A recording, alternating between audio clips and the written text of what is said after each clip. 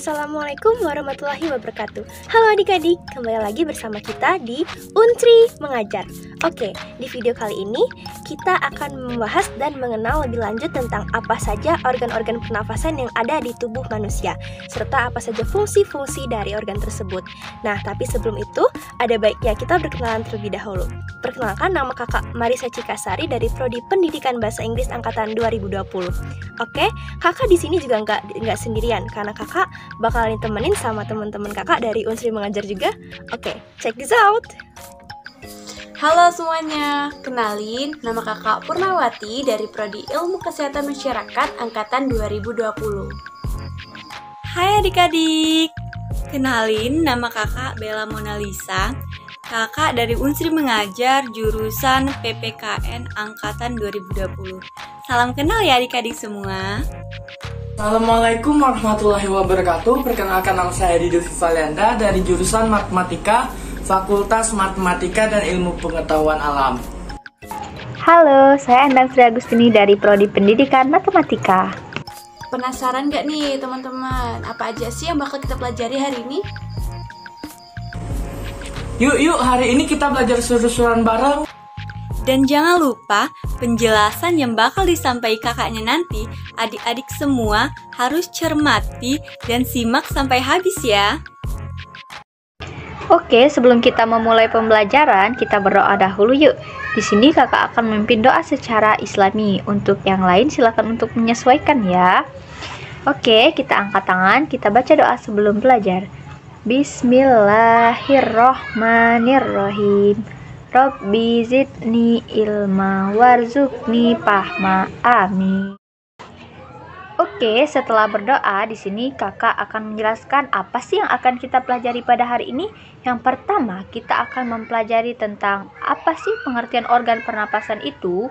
Dan yang kedua, kita akan mempelajari tentang apa saja organ pernapasan itu. Dan yang ketiga, kita akan mempelajari tentang bagaimana cara memelihara organ pernapasan. Oke, jadi apa itu organ pernapasan? Jadi organ pernapasan itu berarti organ yang membantu kita untuk bernapas. Kita harus tahu ya, apa sih itu pernapasan? Coba tarik udara ke dalam hidung. Terus kita lepasin. Nah, itu merupakan proses pernapasan ya. Kita definisikan. Saat kita menarik hidung, itu berarti kita menghirup oksigen.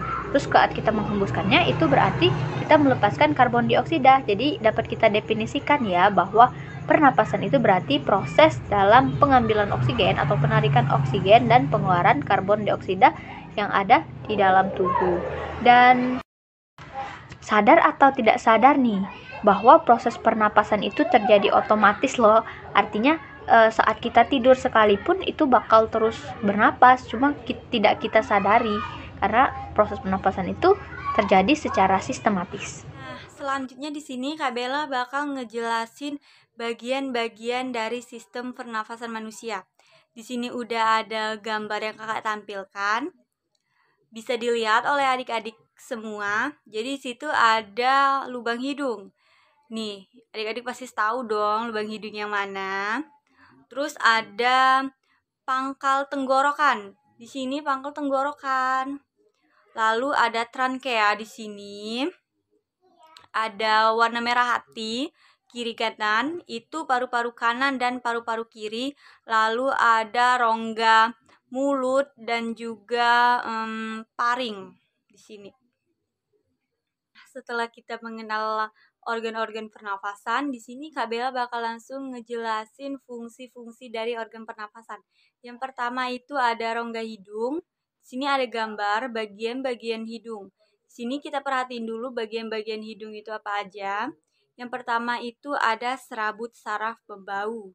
Ada serabut saraf ke otak, ada tulang hidung, dan ada lendir. Jadi adik-adik, di dalam rongga hidung itu ada namanya kelenjar minyak. Rongga hidung itu pada dasarnya itu berselaput. Yang mana selaput ini ada dua, yaitu kelenjar minyak dan kelenjar keringat.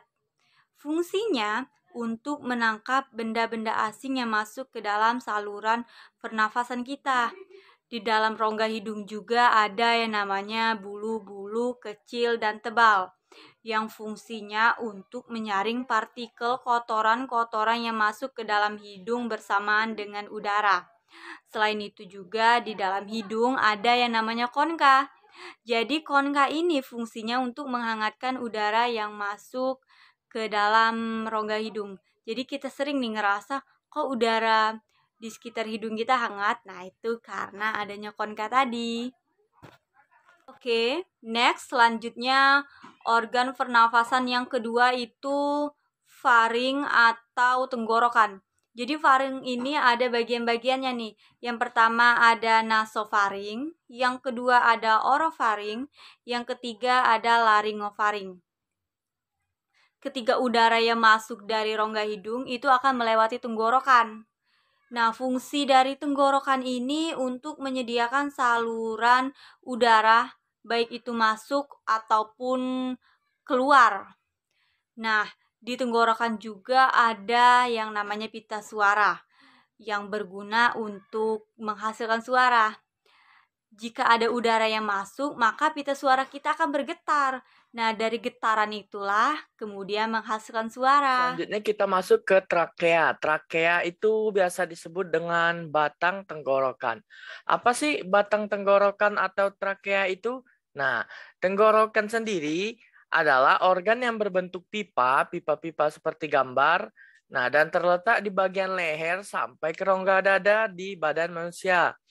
Dinding tenggorokan sangat tipis.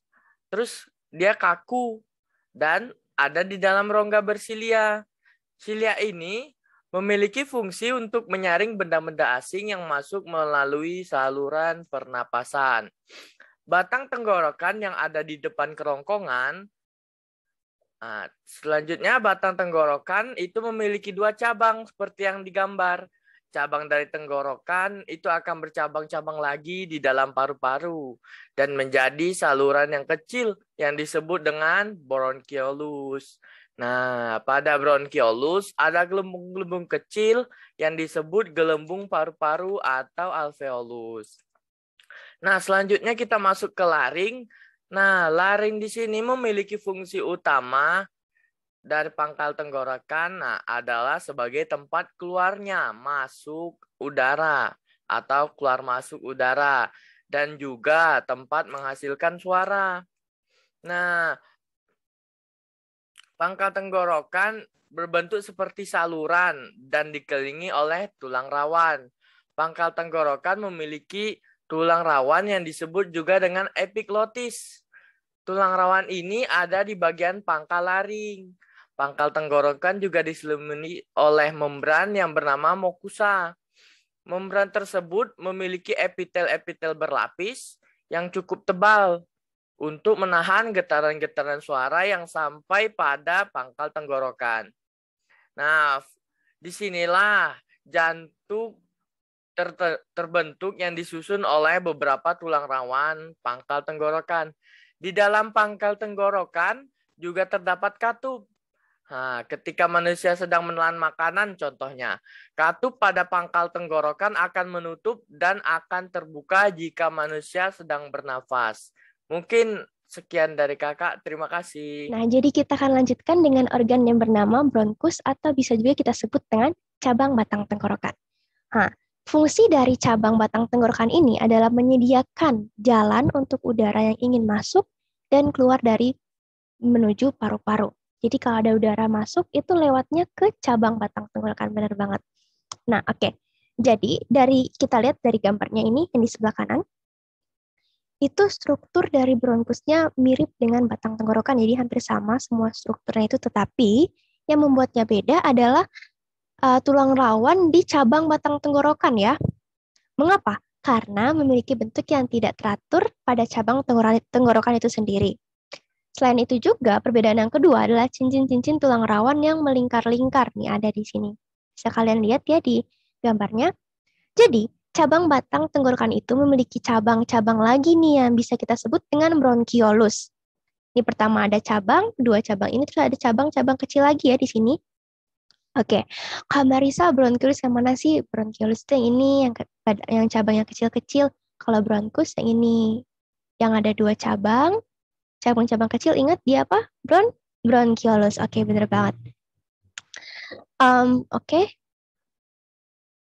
dari gambar juga kita bisa lihat ya, ada batang cabang dari batang ini ada 2, yaitu yang kanan dan juga ada cabang yang kiri. Nah, 2 cabang ini nantinya akan mengarah ke paru-paru dan memiliki cabang-cabang lagi yang tadi kita sebut dengan bronkiolus ya. Nah, cabang-cabang kecil ini kemana lagi Kak nanti?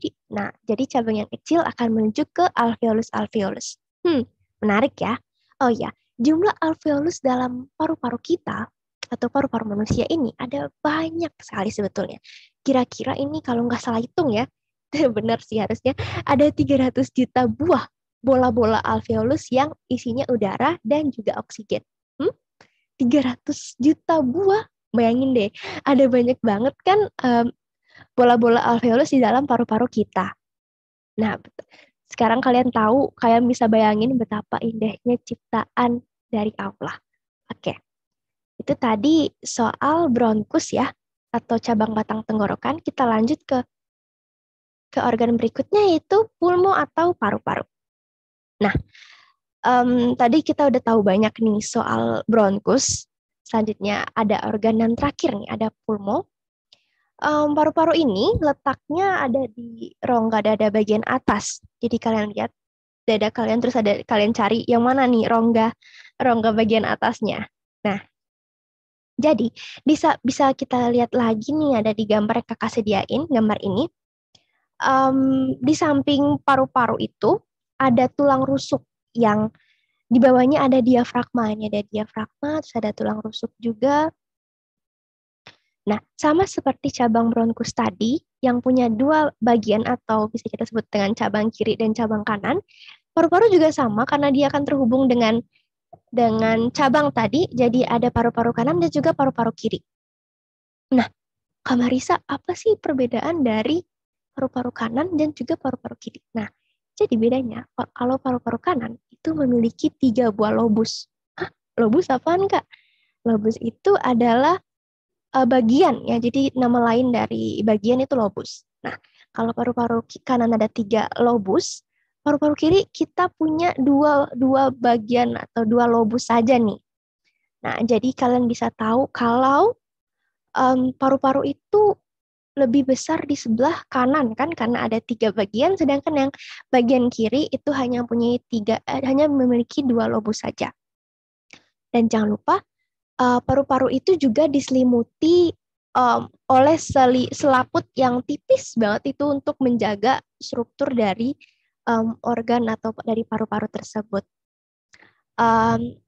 Dan juga tadi kita udah bahas kalau di dalam paru-paru juga terdapat cabang dari bronkus.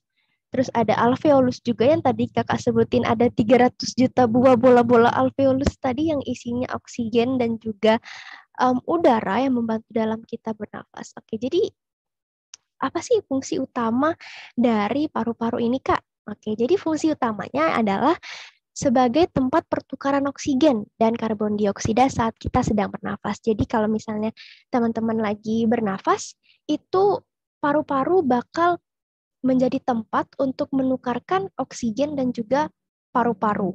Jadi dan itu juga terjadi di dalam bola-bola kecil tadi yang namanya bola alveolus. Oke, kakak rasa itu aja penjelasan dari kakak. Kita lanjutkan dengan penjelasan dari kakak yang cantik kita yang namanya Kak Purna. See ya. Di materi sebelumnya, kita telah membahas apa itu organ pernapasan dan apa aja organ-organ pernapasan beserta fungsinya. Nah, di sini kita juga perlu mempelajari cara memelihara organ pernapasan. Nah, kita juga selalu berusaha nih untuk menjaga kesehatan organ pernapasan kita. Saat kita terkena sakit, kita perlu segera berobat.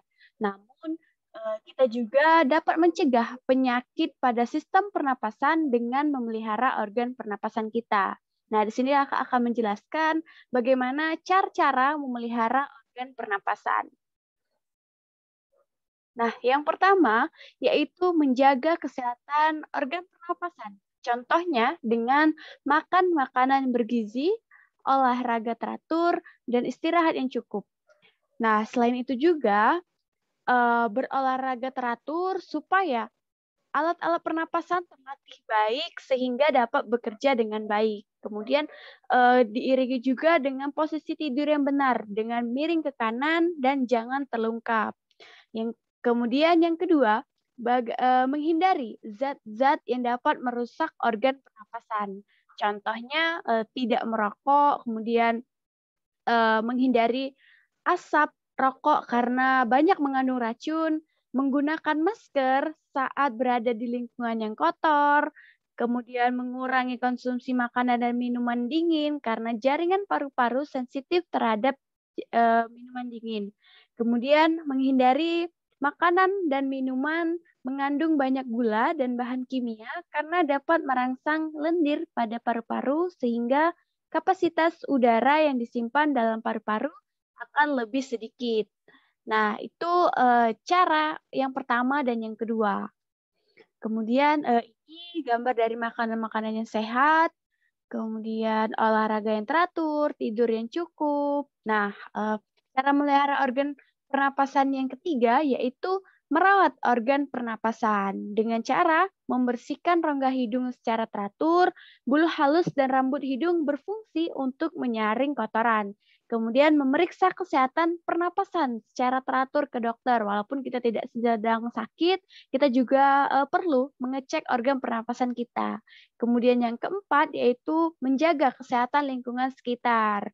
Yang pertama dengan membuat sebanyak mungkin ventilasi dalam rumah untuk menjaga sirkulasi udara. Yang kedua, menjaga kebersihan lingkungan supaya tidak banyak debu bertebangan yang akan ikut masuk ke dalam organ pernapasan saat kita menghirup napas. Kemudian yang ketiga, membuat udara bersih di lingkungan sekitar rumah dengan menanam banyak tumbuhan hijau. Serta, dan yang terakhir, mencegah ruangan lembab karena virus dan bakteri dapat dengan mudah berkembang di ruangan yang memiliki kelembapan yang tinggi. Itulah tadi penjelasan dari kakak mengenai cara memelihara organ pernapasan. Pernafasan pada manusia dimulai dari organ hidung. Ada lendir juga bulu hidung yang berfungsi untuk menyaring udara. Ada lendir juga bulu hidung yang berfungsi untuk menyaring udara.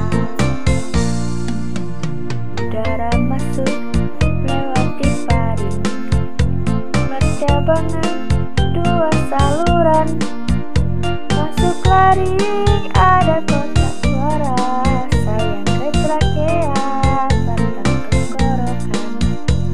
Masuk laring ada kotak suara, sayang ke trakea, batang tenggorokan. Bercabangan batang tenggorokan, ada bronkus, ada bronkiolus, gelembung udara alveolus, sayang pertukaran O2 CO2. Gelembung udara alveolus, sayang pertukaran O2 CO2. Oke, terima kasih untuk kakak yang sudah menyampaikan materi dengan baik dan juga terima kasih untuk adik-adik yang sudah menyimak dari awal sampai dengan akhir. Eits, tapi kita belum selesai. Untuk mengakhiri pembelajaran hari ini, ada baiknya kita berdoa dulu kepada Allah yang Maha Kuasa. Nah, doa kali ini akan dibawakan secara Islami. Untuk adik-adik yang beragama Islam, silahkan mengangkat tangannya. Dan jika beragama non-Muslim, boleh menyesuaikan. Oke, pasti kalian udah kenal Musa kan? Nah, jadi kakak akan muterin video Musa, jadi kalian ikutin Musa ya. Ayo angkat tangan.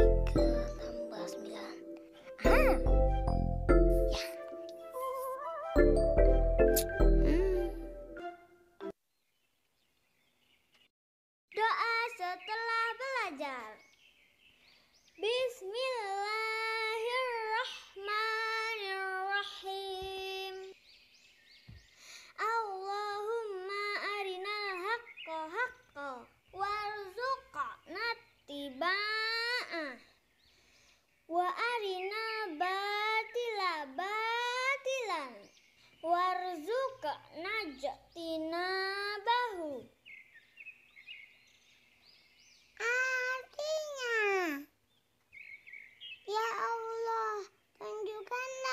kepada kami kebenaran, sehingga kami dapat mengikutinya.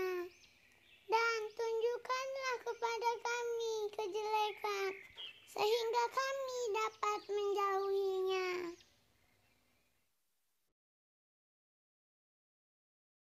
Oke, amin. Terima kasih banyak adik-adik. Oke adik-adik, jadi tadi kita udah belajar banyak banget soal organ-organ pernafasan yang ada di dalam tubuh manusia dan juga fungsi-fungsinya, serta yang terakhir adalah cara memelihara dan merawat organ itu sendiri. Nah, jadi setelah kalian menonton video ini, kakak harap kalian nantinya bisa menerapkan pola hidup sehat dalam kehidupan kalian sehari-hari. Dan juga kalian nantinya akan bisa menjadi sosok pribadi yang kuat dan sehat secara jasmani dan juga rohani. Oke, kakak mewakili dari Unsri Mengajar ingin mengucapkan maaf jika terdapat salah-salah kata. Sampai jumpa dan terima kasih. Dadah. Wassalamualaikum warahmatullahi wabarakatuh.